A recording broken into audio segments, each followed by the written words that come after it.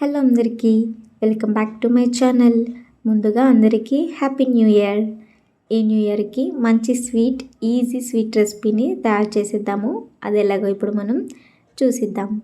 దీనికోసం ముందుగా ప్యాన్ పెట్టుకొని అరకప్పు వరకు నెయ్యిని వేసుకోవాలి.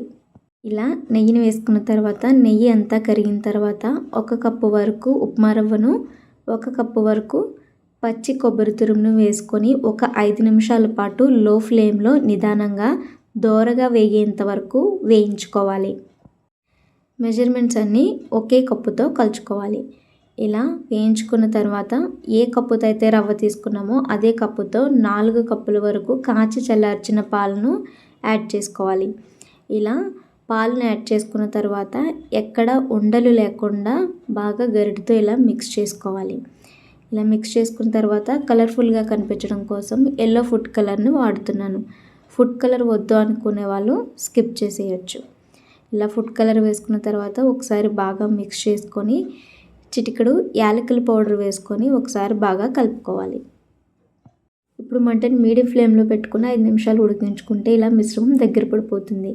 ఇలా దగ్గర పడిన తర్వాత 1 కప్పు వరకు పంచదారని వేసుకొని ఇలా పంచదార కరిగేంత వరకు కరిగించుకొని మీడియం ఫ్లేమ్ మీద ఉడికించుకుంటే ఒక 5 నిమిషాలకి ఇలా మిక్స్చర్ మొత్తం ప్యాన్కి సపరేట్ అయిపోతుంది. ఇప్పుడు ఏదైనా అంచున్న ప్లేట్కి నెయ్యి అప్లై చేసుకొని మిక్స్చర్ మొత్తము ఇలా ప్లేట్లోకి ట్రాన్స్ఫర్ చేసుకొని ఒక గరిటె తీసుకొని ఇలా ఈవెన్గా స్ప్రెడ్ చేసుకొని పక్కన పెట్టుకొని పూర్తిగా చల్లారనివ్వాలి. పూర్తిగా చల్లారిన తర్వాత ఏదైనా ఒక ప్లేట్ తీసుకొని డీమోల్ చేసుకొని ఇలా తట్టి డీమోల్ చేసుకోవాలి.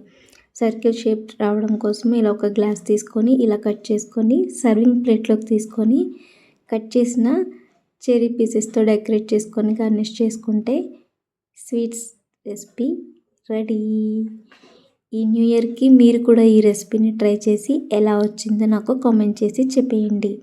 రెసిపీ కనుక మీకు నచ్చినట్లయితే లైక్ చేయండి, షేర్ చేయండి, సబ్స్క్రైబ్ చేసి ఛానల్ని సపోర్ట్ చేయండి.